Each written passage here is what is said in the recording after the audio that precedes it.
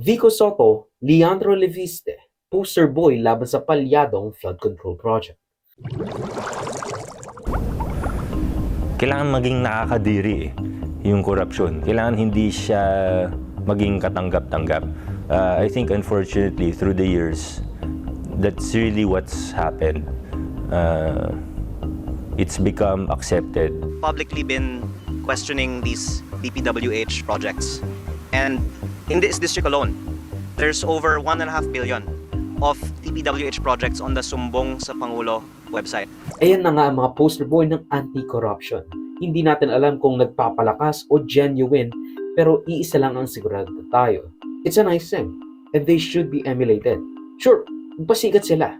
Pero one thing is for sure, it has never been popular to be overtly corrupt, lalo na sa mga kabataan ngayon. Hinaharas na nga natin yung mga anak ng mga flood control project contractors at even congressmen that lives lavish lifestyles and flaunts it on social media, thinking that we do not have the capacity to see the cause and effect of their corruption and their lavish lifestyles.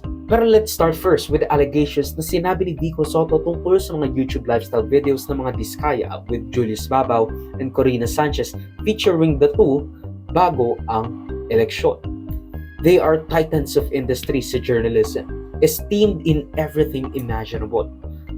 So what happened? Ang sabi ni Vico, these journalists are lending their credibility at history of honest-to-God journalism sa kanilang ini-interview. Kaya ang sabi niya, hindi ba nila naiisip na, uy, teka, ba't kaya handa to magbigay ng 10 million asterisk para lang magpa-interview sa akin?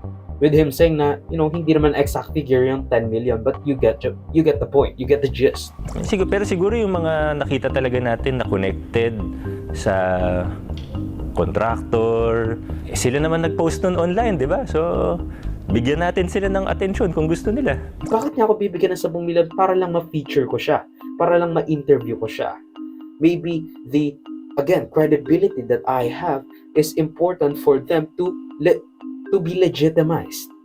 Pero, who knows anymore? Naalala ko tuloy yung sinabi ni Alan Peter Cayetano kay Mocha Uson sa pagbili ng mga vlogs at PR features through traditional media giants and even papers.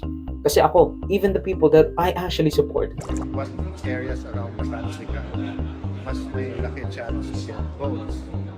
Diba? Tapos, syempre, how much will you